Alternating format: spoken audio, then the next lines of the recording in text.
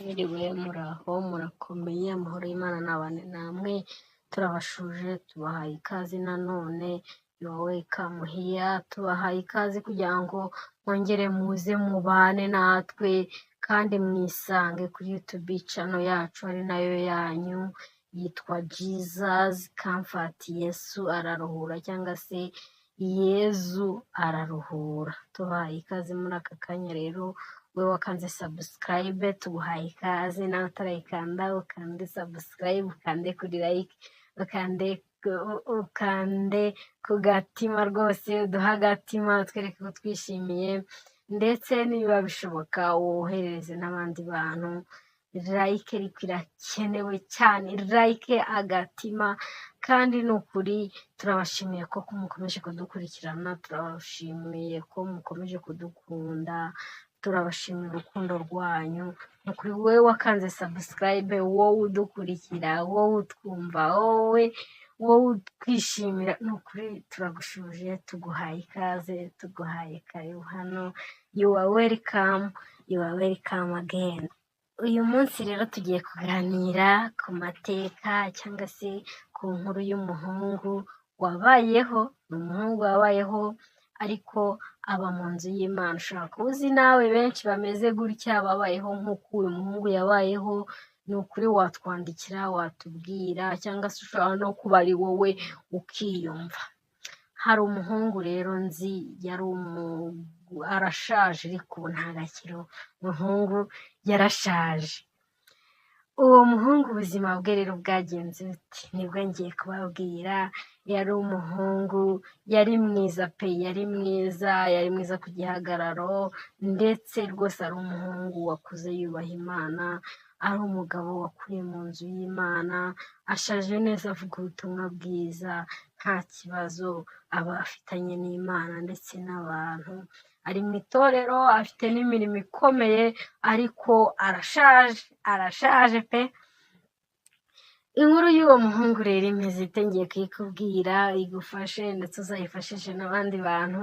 Ni ubuhamya ni amateka ni stories about old Christians.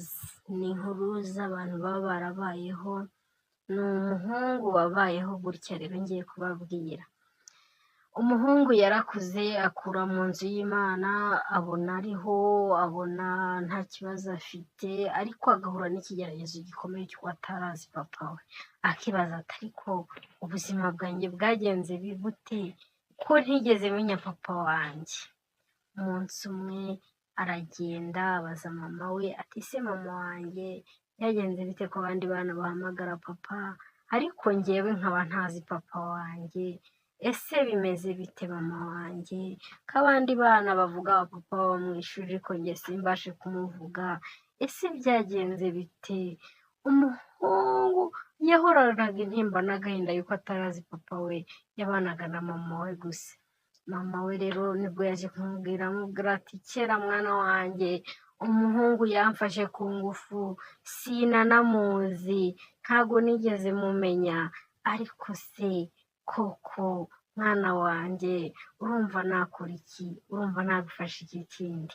Niko mama yamubwiye ati urumva nagufasha iki ko ntazi aho papa wawe yagiye ko ntanamuzi ko nari ndi mu gihugu cy'ubusuhuke ko nari ndi mu gihugu cy'ubusuhuke narigendeye ntaba mu Rwanda ndi mu gihugu ntazi nanjye bakantera inda uragira ngo mbigenze nte mwana wanjye? Umwana arababara cyane kuko batari no mu gihugu cy'iwabo. Iyi nkuru ndi kubabwira ni inkuru yabayeho y'uwo muhungu ndi kubabwira ariko ntabwo ndi babwira izina rye. Umuhungu akorana umubabaro mwinshi ariko aza kugirirwa neza n'Imana ajya mu rusengero arakizwa amenya Imana imugirira neza. Ntabwo yigeze abasha kwiga uwo muhungu yarwaye n'amavunja kubera ubukene bwinshi. Mama we yari umukene nta kintu yari afite kandi mama we ntabwo yigeze yongera gushaka. We yakomeje kurera umwana we aramuvunikira abana nawe ariko umuhungu cyiza cy'uwo muhungu mureke nyabwire uwo muhungu ntabwo yamubereye umwana mubi, uwo muhungu yamubereye umwana mwiza, ku buryo mama we yagendaga amwirata avuga ati umuhungu wanjye rwose, umuhungu wanjye yabaye intwari. Ubwo yarize aba mu buzima bubi, ubona umushinga uramurihira, ariga ararangiza, yigaga ari umwana w'umuhanga, yize ari umwana w'umuhanga, ukunda gusenga, ukunda n'Imana. Gusa hagati aho mama we yaje gupfa, umwana ajya kubana na nyirakuru ubyara mama we, abaho ageze aho arakura, ashaka n'umugore, ubu ni umukire cyane kandi abayeho neza, abana ndetse n'abandi bantu neza. Uwo muntu ni umukirisitu, ni umupasiteri ukomeye, Imana yamugiriye neza, Imana yaramufashije. Urugendo rw'uwo muhungu ntabwo rwari rworoshye, kuko yaraburaye, yaburaga minerivare, yajyaga ku ishuri akabura minerivare, akababara, agahinda kari kose kuri we, ariko akagenda arimba ati ubw'umwami Yesu ankunda ndamahoro, kubw'imbabazi ze nyinshi ndamahoro, nuhagiwe n'amaraso, guma muri Yesu Kristo, nejejwe n'umwuka wa ndamahoro. Yagendaga aririmba no ku ishuri, inshuro nyinshi bamwitaga pasitori kubera uburyo yari abayeho. Umuryango we wose ntawe yari afite, yarasigaranye nyogokuru we gusa, nyirakuru cyangwa se garandi mada, icyo bita garandi mada cyangwa se garameri mu gifaransa, nyogokuru ubyara mama we, mama wa mama we niwe yarasigaranye.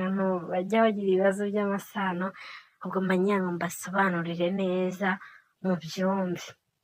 Nuko uwo muhungu abana na nyogokuru we yaramukundaga cyane, nyirakuru yaramukundaga, yaramufashije, ariga ararangiza kwiga, umwana aba umuntu ukomeye, abona akazi, arangije ageze no mu itorero, kuko yari yarangije kwiga, yiga teoloji ayirangije, itorero rimuha akazi, aba umupasiteri, ubu ni umushumba ukomeye. Ariko yanyuze mu buzima bukomeye bavandimwe, yanyuze mu buzima butari bumworoheye, ariko ararwana aranesha, kuko ubu ngubu ntiyari azi papa we, wasanga n'ubu ataramumenya, ariko yakomeje gukomera mu by'Imana, yakomeje guhamya Yesu, n'ubu kugeza uyu munsi aracyahamya Yesu, akavuga ati Yesu ni umwami, kandi Yesu sinzamuvaho. Afite urugo rwiza rurimo abana, we n'umugore babanye neza, bafite ubutunzi, bafite amashuri, Imana yabagiriye neza, Imana yabahaye agakiza, kandi Imana yamuhaye kubabarira, kuko yarahemukiwe cyane.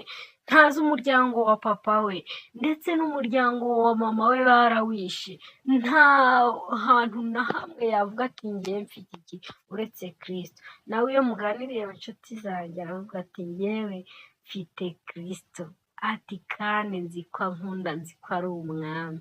Iyo nkuru ni aho ngaho nyirangirije bavandimwe, nagira ngo mbabwire ngo mukomere muri uru rugendo, mukomeze. Ibigeragezo byose muhura nabyo ntabwo ari mwebwe mwahuye nabyo mwenyine, hari abantu benshi bahuye n'ibigeragezo ariko barihangana. Kandi uyu munsi waba umeze nabi, waba ubabaye, ariko ejo mu gitondo bwacya impundu zikavuga, ejo mu gitondo ntabwo uzi icyo Imana iguteganyirije. Amahoro y'Imana abane namwe, mukomeze kugubwa neza, kandi mbifurije umwaka mushya muhira 2025. Mukomere kandi mukomezanye muri uru rugendo turimo.